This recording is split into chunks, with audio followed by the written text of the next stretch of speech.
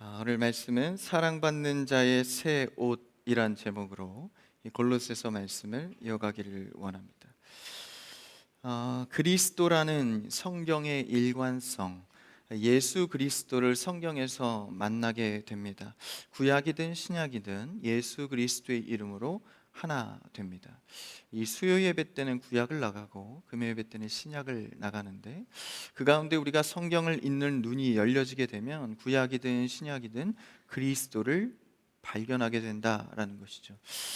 우리의 삶의 어떤 방향으로 시작하든 과정이 어떠했든 우리의 귀결점은 늘 예수 그리스도여야 합니다. 그리스도로 출발하시고 그리스도를 겪으시고 그리스도로 완성되는 여러분 되기를 축복합니다. 그래서 이 복음 가운데 선포된 모든 이 내용들은 오늘 골로새서 가르침 역시도 그리스도 안에서 일관되게 연결되어집니다. 오늘 말씀을 통해서 우리에게 권면하고 있는 신앙의 덕목들은 결국 그리스도를 닮은 성품을 말해주고 있습니다.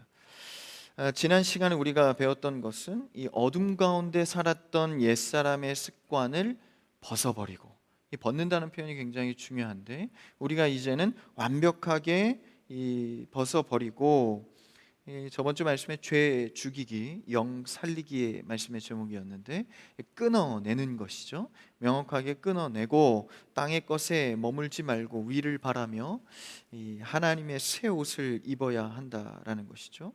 이 벗어진 우리의 삶에 이제 빈자리에 새 옷을 입혀야 하는데, 오늘 본문이 그 새로운 정체성에 걸맞는 옷을 입으라라는 말씀입니다.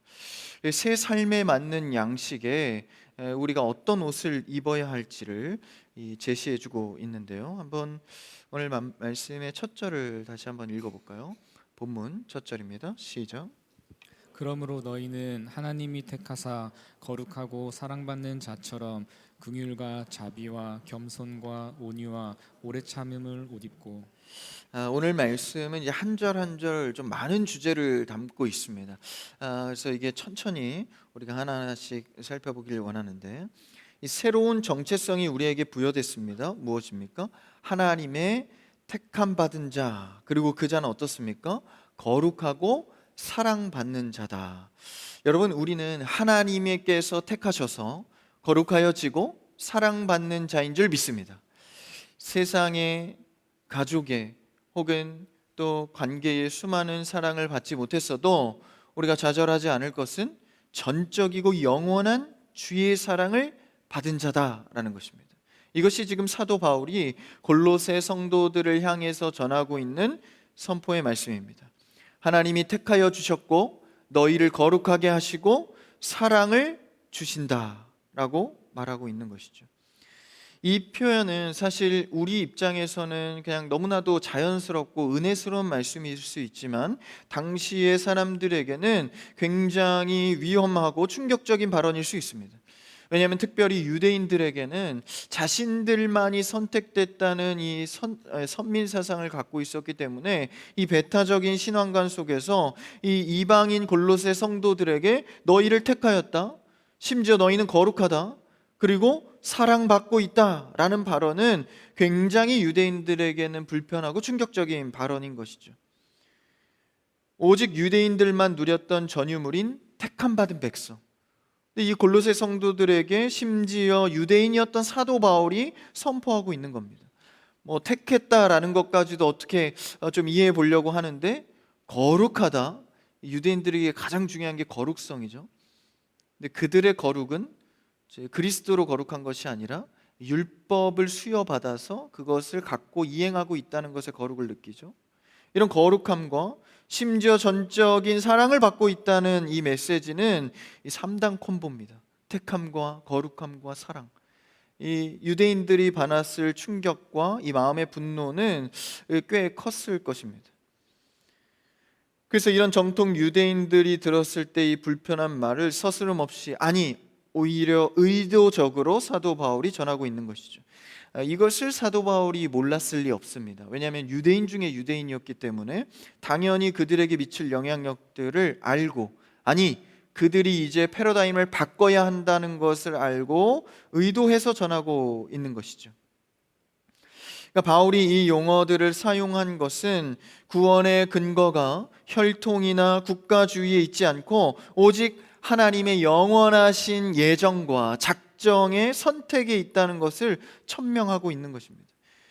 유대인들이 들었을 때 마치 이 사랑의 배신을 당한 것 같은 기분을 느꼈을 것 같아요. 보통 이 가정의 둘째 아이가 태어나면 그런 감정을 느낀다고 하죠. 이제 나한테만 온전히 이 부모님이 나에게 쏟아주었던 사랑이 이 둘째에게 나눠져 쏟아져 갈 때 이 배우자가 외도하는 충격을 받는다고 해요. 그러니까 마치 유대인들은 자신들만이 선택되고 거룩했다고 생각했는데 유대인인 사도 바울이 이 얘기를 전할 때 그런 충격을 받았을 것 같습니다.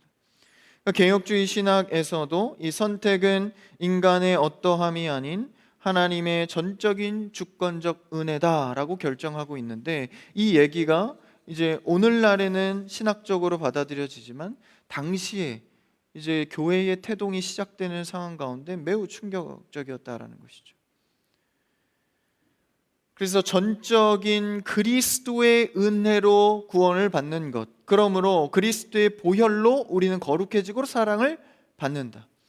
선에서도 아니고 율법의 항목들을 잘 지켜서도 아니고 오직 그리스도의 은혜로 받는다라는 것이죠. 여러분, 우리는 그리스도의 보혈의 은혜로 거룩해져 가고 있고 사랑받는 자인 줄 믿습니다. 이게 얼마나 감사한 일인지 몰라요. 왜냐하면 시간이 가면 갈수록 내 자신의 실력이 들통나잖아요. 어릴 땐 잘 모릅니다. 커가면서 내가 참 부족하다. 사랑받을 만한, 거룩해져 갈 만한 실력이 없구나. 근데 하나님께서 그 지점들을 보시지 않고 그리스도의 은혜로 주시는 우리의 신앙의 삶, 얼마나 감격스러운 일인지 모릅니다. 그래서 골로새 교인들도 하나님의 택한 백성이었다라는 것을 강조하면서 이방인에 대한 복음이 당연하게 받아들여질수록 확실히 말해주고 있습니다. 그런데 사실 이 이야기는 사도 바울 자신이 자신의 얘기를 놓고 하는 것과 같습니다. 사실 본인 사도 바울도 유대의 시각으로 살았던 자입니다. 그러니까 예수님을 직접 만나기 전에는 이 이방인들이라고 여겨져 예수 그리스도의 복음을 받아들여서 사는 자들을 죽이러 다녔거든요. 그리스도는 이단이다, 예수님은 이단이다, 유대 정통을, 유대교 정통을 흔드는 자들이다 해서 그들을 잡아 가두고 죽이려고 다녔습니다. 그러나 문득 어느 날 그 잡으러 다니는 그 장소 다메섹 도상에서 예수님을 최초로, 그러니까 부활 이후에 최초로, 승천 이후죠, 승천 이후에 최초로 목격하는 자가 됩니다. 예수님을 발견하게 되고 네가 박해하는 예수가 나다라는 그 음성을 통해서 3일 동안이나 눈이 멀고 직접 예수님을 경험하게 되죠. 그래서 전에 경험했던 자신의 성경의 지식이나 유대교의 정통이 그게 다가 아니라는 사실을 깨닫게 됩니다. 여러분, 우리도 신앙생활하면 자신만의 복음에 갇혀서 어떤 자신의 신학에 옳다고 주장하는 경향들이 생겨나죠. 책 몇 권이나 정보의 몇 가지를 통해서 마치 자신이 성경을 쥐고 세상을 쥔 것처럼 굴 때도 많습니다. 그래서 자신만의 길을 갈 때도 많죠. 그래서 여러분, 신앙 가운데 가장 유의해야 될 것은 신앙은 혼자 하는 것이 아니라 교회를 통해 검증을 받고 교회를 통해 순종해 가며 신앙생활을 하는 것입니다. 그게 예수님이 설치한 진리의 방법입니다. 그래서 사도 바울도 직접 자기가 경험한 것이에요. 그래서 사실 정말 많이 알고 깨달은 자들은요, 겸손할 수밖에 없습니다. 몇 가지 아는 것에 대해서 교만이 오죠.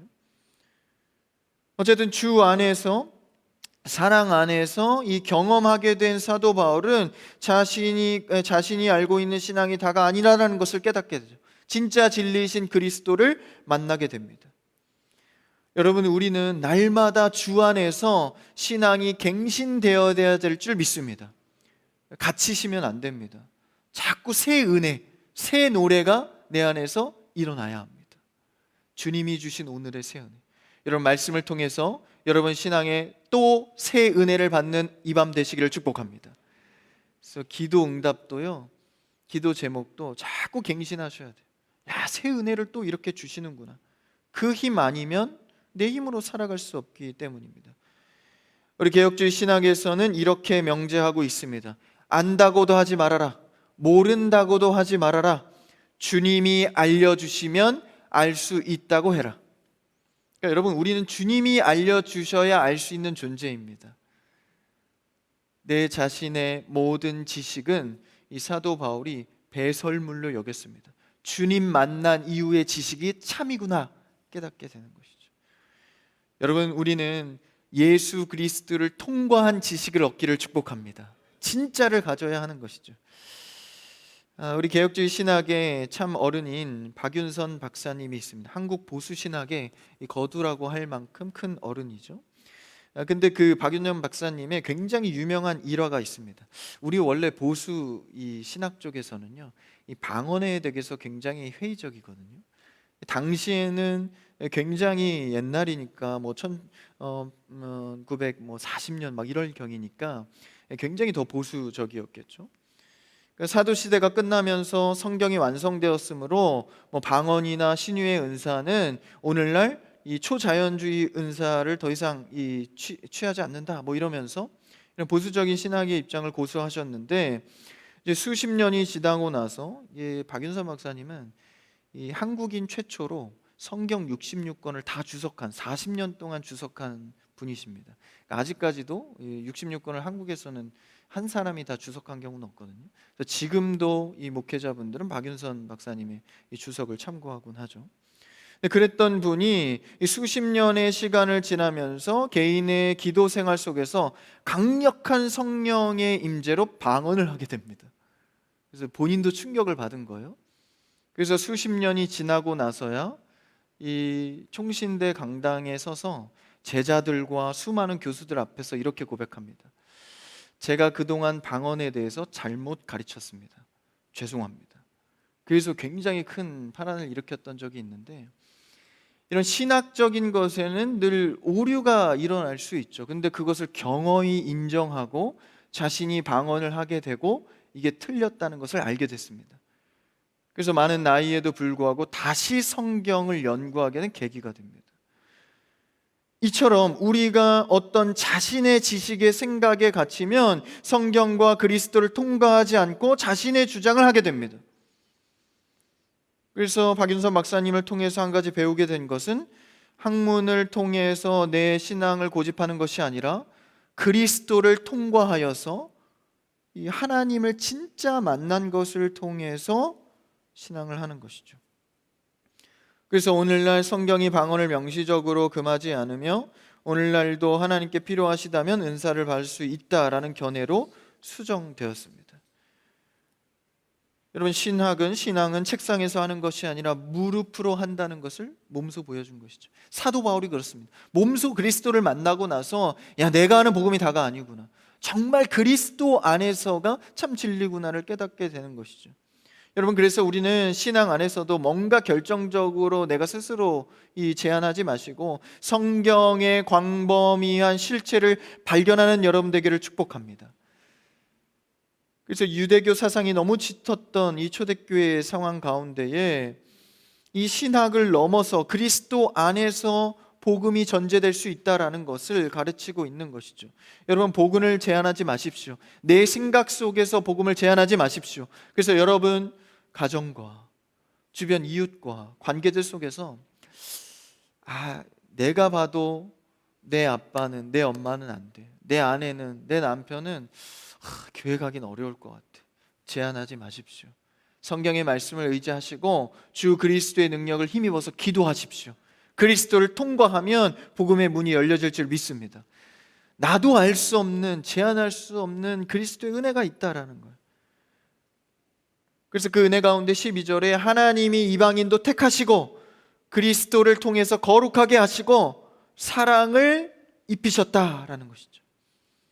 그로 말미암아 이방인이든 유대인이든 헬라인이든 우리가 새 옷을 입자, 갈아입자, 그리스도의 옷을 입자라고 자신의 사례를 빗대어서 진정성 있게 말해주고 있는 것입니다.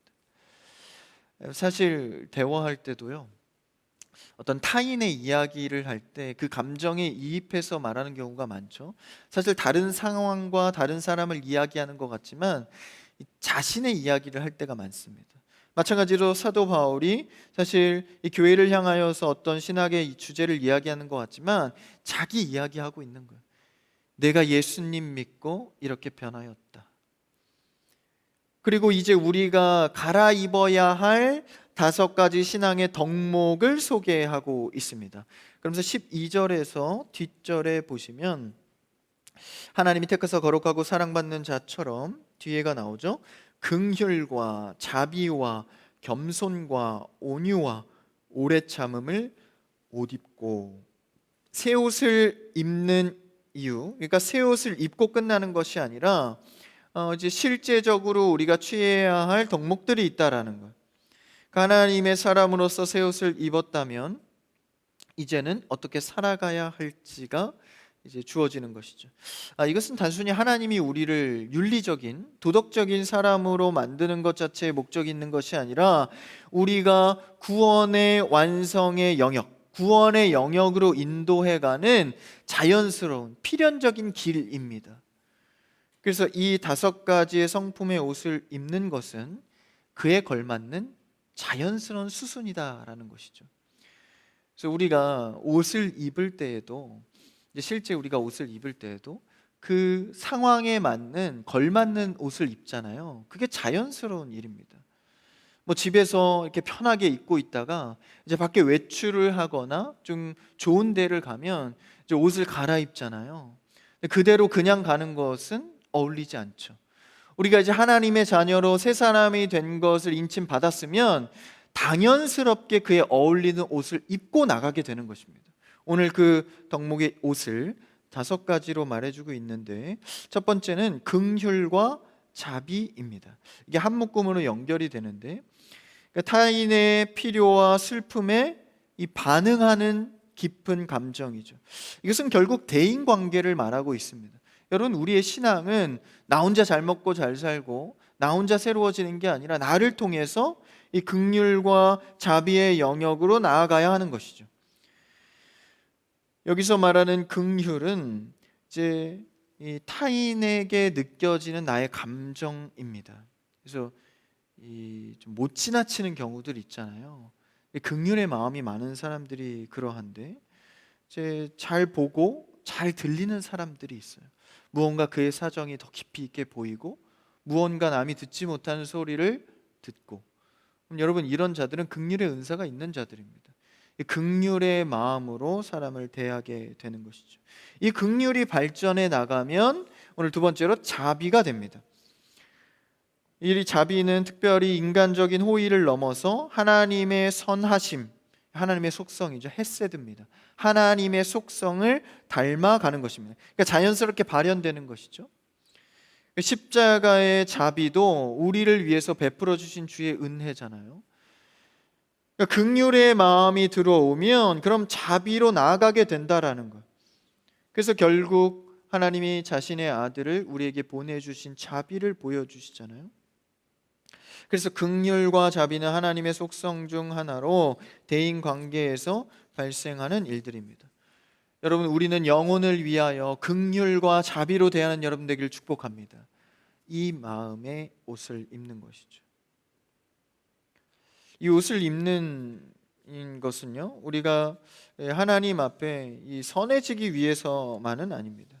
선해지기 위해서만이 아니라 하나님의 사람으로서 자연스럽게 이루어지는 일이죠. 3번째는 무엇입니까? 아주 중요한 제목인데 겸손입니다. 그러니까 자신에 대해 그리스도를 닮아가는 내적인 태도이죠. 나 혼자 겸양을 훈련하는 게 아니라 그리스도를 닮아가는 태도에서 겸손이 나옵니다. 겸손은 나 자신을 낮게 평가하는 것이 아니라 하나님의 관계 속에서 내 자신의 위치를 명확하게 파악하는 것입니다. 하나님 앞에 나를 비춰볼 때 내가 어떤 사람인가, 이것을 묵상하는 것이 겸손이다라는 거예요. 하나님을 아는 지식과 나를 아는 지식은요, 연결되어 있습니다. 하나님에 대한 지식을 알아가고 그를 통해 나를 알아갈 때 겸손해질 수 있는 것이죠. 그래서 창조주 통치자이신 하나님 앞에 피조물인 내가 한계를 느끼고 주 앞에 서게 되는 것이죠. 이 겸손은 두 가지를 인정해야 됩니다. 첫 번째, 우리의 무능의 인정입니다. 내 생명, 내 재능, 내 시간이 내 힘으로 컨트롤할 수 없다는 것을 인정하는 것입니다. 사실 우리가 그렇죠. 막상 해보면 내가 할 수 있을 것 같아서 하지만 내 힘으로 안 된다는 한계를 많이 발견합니다. 결국 신앙의 끝은 내가 내 힘으로 할 수 있는 것이 하나도 없구나, 이거 하나 깨닫는 거예요. 그래서 겸손의 첫 번째 발걸음은 내 무능을 인정하는 것입니다. 두 번째 겸손은 내 죄성을 인정하는 것입니다. 작심삼일이라고 하죠. 내가 아무리 좋은 사람이 되려 해도 또 넘어집니다. 심지어 같은 죄에도 수많이 넘어집니다. 그래서 우리의 죄성을 우리는 인정해야 됩니다. 하나님의 은혜 없이는 단 한순간도 나는 의로울 수 없는 죄인이구나, 이것을 인정해야 겸손의 길로 나아갈 수 있는 것이죠. 제가 저번에 한번 말씀드렸지만 복음주의권 신학자 C.S. 루이스는 이렇게 겸손을 정의했습니다. 겸손은 자신을 작게 생각하는 것이 아니라 자신에 대한 생각을 덜 하는 것이다. 여러분, 우리는 날마다 하나님 안에서 묵상하는 겸손이 있어야 합니다. 내 자신을 스스로 볼 수 없습니다. 그래서요, 내게 일어나는 당황스럽거나 당혹스러운 어떠한 일들을요, 여러분, 이상하게 여기지 않는 게 성도의 태도입니다. 그러니까 뭐든지 이상하게 여기는 것은 내 안에서 내가 컨트롤할 수 있다고 여길 때 일어나거든요. 하나님께 주권이 있다고 생각하면 사실 내 안에 벌어지는 일들이 그렇게 억울하거나 그렇게 당혹스러운 일이 아닙니다. 하나님이 또 무엇인가 나에게 일하려 하시는구나, 하나님이 역사하실 걸 믿고 기다리자. 사실 이게 성도의 태도거든요. 집의 천장에 물이 새도 당황하지 않고 나는 오늘도 예배를 가리라. 이게 왜 그러냐면 하나님의 주권을 믿는 거예요. 하나님의 주권을 믿지 않으면 야, 지금 예배 갈 때가 아니라 내가 내 일을 한번 처리해 봐야지. 저는 내일 오시는 분이 반드시 해결하리라 믿습니다. 어디서요? 하나님의 주권 속에서. 별로 당황하지 않는 거죠. 그게 사실 성도의 태도입니다.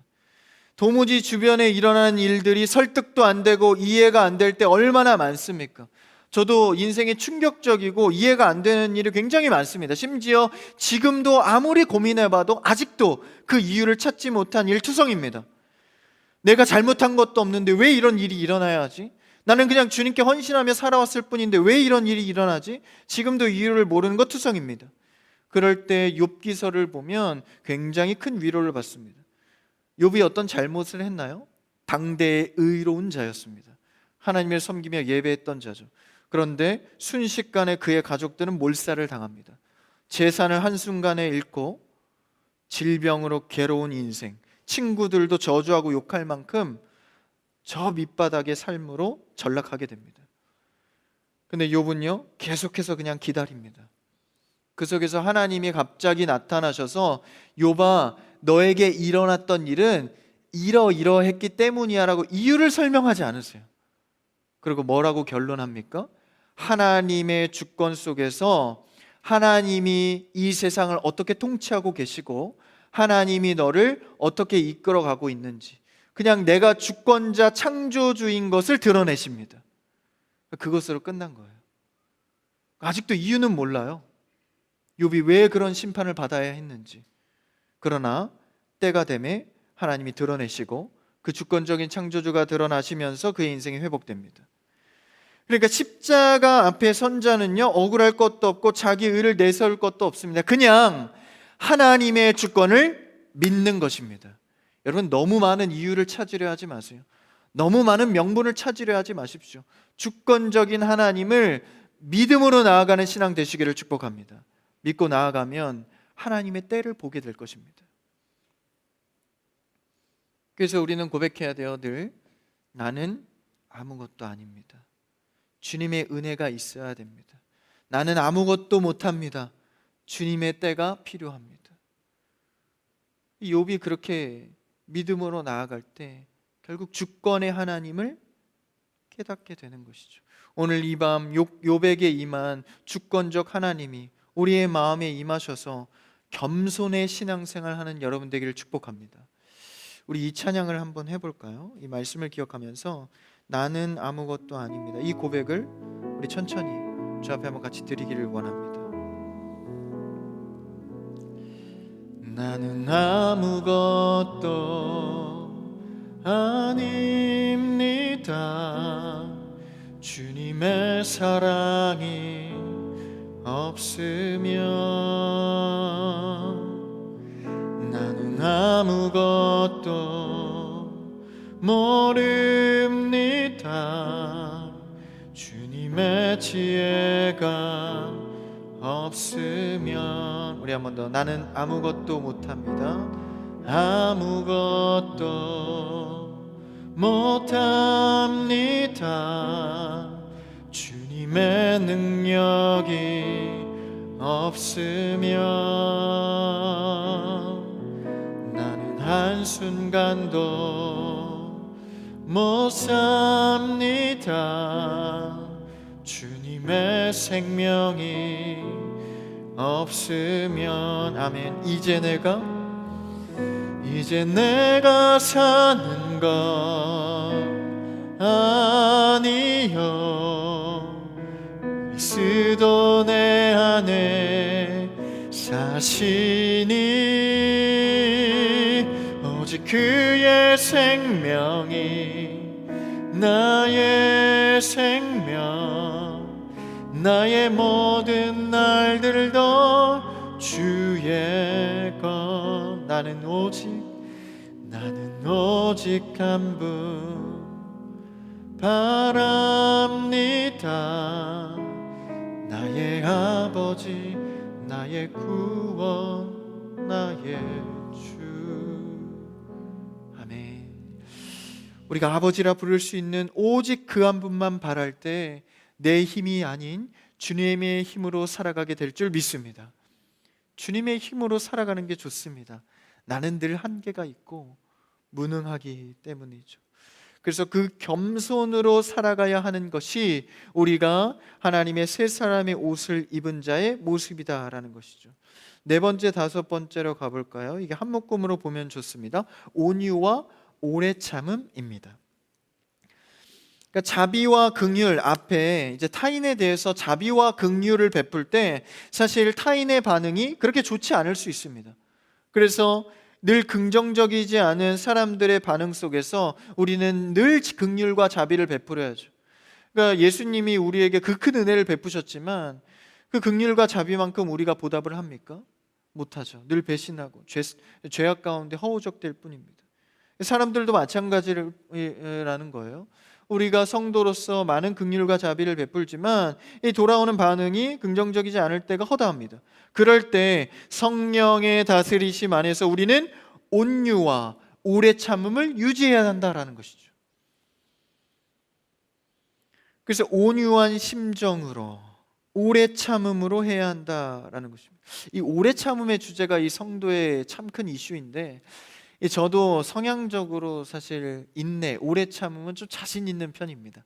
제가 잘 참거든요. 그래서 잘 기다리는 것도 좀 잘하는 편이고 그런 줄 알았는데 사실 신앙 안에 들어와 보니까 사실 그렇지 않더라고요. 밥 안 먹으면 늘 예민하고 그렇게 일수입니다. 내 뜻대로 안 되면 금세 이 온유가 사라지죠. 이 급한 거, 기다리지 못한 거, 사실 이 영역만 좀 해결돼도 이 신앙이 꽤 괜찮을 것 같습니다. 여러분, 성령으로 우리의 급함을 누르시고 온유와 오래 참음으로 하시는 여러분 되기를 축복합니다. 이런 옷들을 잘 입어야 되는 거예요. 그래서 이런 옷들을 사람들이 보고 옷을 참 잘 입었다, 하나님이 보시기에도 야, 하나님의 자녀의 옷을 잘 입었구나 평가받아야 되는 것이죠. 하나님에게만 그렇게 하는 것이 아니라 여러분, 사람 앞에서도요, 이 평판이 굉장히 중요합니다. 성도로서의 평판. 왜냐하면 그 세상의 평판이요, 복음의 통로가 되기 때문입니다. 현재 교회를 잘 다니지 않고 교회를 부정적으로 보는 입장에서의 많은 퍼센테이지가 교회 안에서의 성도들의 모습 때문입니다. 사역자의 모습들. 실망을 많이 했다라는 거예요. 그래서 우리의 복음의 통로의 중요한 것은 복음의 옷을 어떻게 입을 것인가. 그래서 옷은요, 사실 나의 어떤 자유와 나의 모습을 표현하는 것도 있지만 그것만 있지 않습니다. 여러분, 옷을 왜 입죠? 이 상황과 대하는 사람에게 맞게 하기 위함도 있는 겁니다. 그래서 어느 장소에 어떤 옷을 입느냐, 누구와 만날 때 어떤 옷을 입는가도 굉장히 중요하잖아요. 자신에게 맞는 품위와 또 어울리는 것들을 입어야 하는 것이죠. 하나님 앞에서 산다는 것은 세상의 빛과 소금, 즉 사람들의 평판 앞에서도 내가 어떤 옷을 입냐가 굉장히 중요하다라는 것입니다. 결국 내가 입는 덕목의 옷들이 복음의 통로가 되기 때문이죠. 그래서 이어서 12절의 덕목, 5가지 덕목과 함께 13절에서 이 주제를 말합니다. 한번 그 다음 절 13절 읽어볼까요? 시작. 누가 누구에게 불만이 있거든 서로 용납하여 피차 용서하되 주께서 너희를 용서하신 것 같이 너희도 그리하고. 이게 타인에게 굉장히 중요하다는 거, 서로 용납하고, 이제 앞에 오래 참음과 연결이 되는데, 용납은 참아주고 견딘다라는 거예요. 근데 언제까지 견디냐면 상대가 나아질 때까지 견딘다라는 거예요. 이게 쉬운 일이 아닙니다. 계속 기다려주면서 용납하는 것이죠. 그러면서 서로 용서하라라는 거예요. 카리조 메노이라는 이 원어의 단어는요, 어근이 이 카리스입니다. 은혜거든요. 그러니까 용서를 할 때 은혜로 용서를 하라라는 거예요. 그러니까 상대가 용서받을 만한 조건이 돼서 용서하는 게 아니라 내가 은혜로 용서하라라는 것이죠. 굉장히 높은 차원의 신앙의 용서입니다. 왜냐하면 우리는 값없이 받은 은혜의 용서를 받았기 때문에 우리도 그 차원에서 피차라는 말은 이제 나도 죄인이라는 거예요. 나도 죄인으로서 은혜 용서를 받았기 때문에 상대방에게 은혜 용서를 하라는 것이죠. 사실 누군가를 신랄하게 비판해도요, 자세히 살펴보면 그의 마음과 나의 마음이 사실 같습니다. 이 죄인은요, 누구나 그 상황과 이 사정이 그러지 않았을 뿐이지 나도 똑같은 죄인인 거거든요. 나는 조금 괜찮은 환경, 부유한 환경이었을 뿐이지 나도 그 처지였으면 여지없다라는 거예요. 그러므로 이 피차에 이 우리의 죄성이 있기 때문에 우리가 주기도문에서 예수님이 그렇게 가르쳐 주셨잖아요. 우리가 우리에게 죄 지은 자를 사하여 준 것 같이 우리 죄를 사하여 주시고. 그러니까 이게 사실 이제 어법상 반대거든요. 우리의 죄를 사해 주신 것 같이 우리도 그렇게 죄를 사하겠습니다라는 고백입니다. 그러니까 하나님께서 우리를 향한 용서가 우리의 대인관계의 용서에 연결되어 있다라는 거예요. 여러분, 우리는 상처받은 마음이 다 나아서 용서하는 게 아니라 그리스도의 은혜로 충만하여서 용서하는 여러분 되기를 축복합니다. 그리스도의 방법으로 용서해야 됩니다. 이게 어떤 원리냐면 주님이 나를 용서하셨기 때문에 나도 그를 향한 보복의 권리를 포기하겠습니다. 이렇게 되는 거예요. 하나님 앞에 결단하는 것이죠. 그래서 우리가 이 5가지 덕목과 함께 용서의 자리까지 나아가라. 그런데 이 모든 덕목들은 어디에 묶여 있습니까? 한번 그 다음 절 14절을 읽어볼까요? 14절 시작. 이 모든 것 위에 사랑을 더하라. 이는 온전하게 매는 띠니라. 이 옷을요 그냥 입으면 안 된다라는 거예요. 반드시 사랑의 기준 속에서 입어야 한다라는 것입니다. 한 율법사가 예수님께 질문하죠. 진짜 율법이 무엇입니까? 예수님 대답하십니다. 하나님을 사랑하고 내 이웃을 사랑하라. 모든 사랑의 사랑 가운데에 율법을 해석하라라는 것이죠. 모든 것을 온전하게 맬 수 있는 것은 사랑의 띠 덕분입니다. 그래서 바울은 이 모든 덕목 위에 사랑을 더하라라고 말하고 있는 것이죠. 더하라는 것은 단순히 덧붙인다라는 것이 아니라 모든 것 위에 있다라는 것입니다. 여러분, 그리스도의 사랑 가운데 행하는 여러분 되기를 축복합니다. 하나님께서 우리에게 그 사랑을 베풀어 주셨잖아요. 이 사랑이 얼마나 감사한 사랑이냐면요, 여러분 뭐 가족의 사랑이나 연인의 사랑이나 이성의 사랑을 가만히 이렇게 보면 이 수준 높은 사랑은요 늘 져주게 돼 있습니다. 원래 관계는 이렇게 완벽하게 50대 50으로 서로 사랑할 수 없거든요. 사랑을 해보면 이 사랑은 어느 한쪽이 조금이라도 더 사랑할 수밖에 없습니다. 근데 놀라운 것은 그 더 사랑하는 쪽에 받아줌이 있어야 이 관계가 유지가 됩니다. 이 팽팽하면요 절대 이 사랑의 관계는 유지되지 않습니다. 여러분 우리 성도로서 더 사랑하는 쪽에 서기를 축복합니다. 이 아멘이 약하시죠? 이게 더 어려운 영역이거든요. 왜 져야 되니까. 하나님이 우리에게 대해서 이기시는 것 같죠? 사실 그렇지 않습니다. 하나님은 늘 우리에게 지십니다. 왜냐하면 더 사랑하시니까. 그 모습을 어디에 볼 수 있죠? 탕자 때 볼 수 있잖아요. 탕자는 나가야 됩니까? 말아야 됩니까? 저 나가봐야 정신 차리지. 나가면 안 됩니다. 그렇죠? 근데 탕자가 그렇게 하고 싶다니까 탕자가 그렇게 안 했을 때 집안에서 괴로울 것이 더 싫어서 내보내주는 거예요. 그랬다가 돌아왔을 때 여전히 받아주시잖아요. 그러니까 하나님은 우리에 대해서 아무리 악독한 죄를 저지른다 할지라도 아들 예수 그리스도를 결국 보내주시는 거예요. 하나님이 지시는 겁니다. 더 사랑하니까. 그래서 결국 우리를 구원해 내시지 않습니까? 그래서 이런 더 사랑하는 쪽에 이 사랑의 기준이 우리 가운데 있어야 한다라는 거예요. 여러분 더 사랑해 주는 편에 서시기를 주님의 이름으로 축복합니다. 그래서 우리는 사실 성도는 손해 보더라도 져줘야 됩니다. 하나님이 그러했듯. 그러나 그 끝은 그 사랑의 끝은 그리스도로 말미암아 승리하게 된다라는 거예요. 존 칼빈은 이 구절을 주의하면서 사랑이 없으면 다른 모든 미덕은 단지 거칠애에 불과한다. 그러므로 쉽게 무너지지 않도록 사랑의 띠를 매라라고 전합니다. 사랑은 공동체 내에서 다른 은사들과 미덕들이 조화를 이룰 수 있게 하는 온전한 띠입니다. 여러분 사랑으로 하나 되는 여러분 되길 축복합니다. 옆 사람과 인사할까요? 사랑으로 하나 됩시다. 내가 더 사랑하겠습니다. 고백하셨습니다. 더 사랑하는 쪽에 거하시기를 바랍니다. 그러면서 결론을 이렇게 합니다. 이제 공동체로 넘어가는데 15절을 한번 읽어볼까요? 15절 시작.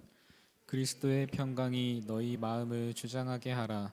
너희는 평강을 위하여 한 몸으로 부르심을 받았나니 너희는 또한 감사하는 자가 되라. 이제 너희가 이런 옷을 입고 공동체를 세워가야 하는데 가정이든 교회든 이 공동체를 어떻게 이 옷을 입고 세워가야 되냐? 15절에서는 평강을 이야기하고 16절에서는 제가 보겠습니다. 그리스도의 말씀이 너희 속에 풍성히 거하여.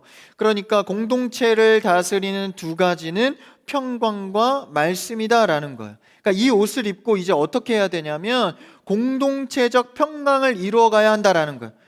여러분 공동체적 평강은 무엇입니까? 여기서 말하는 나 혼자 평안하고 잘 먹고 잘 사는 게 아니라 한 형제가 고통 중에 있다면 내 평강이 깨지는 겁니다.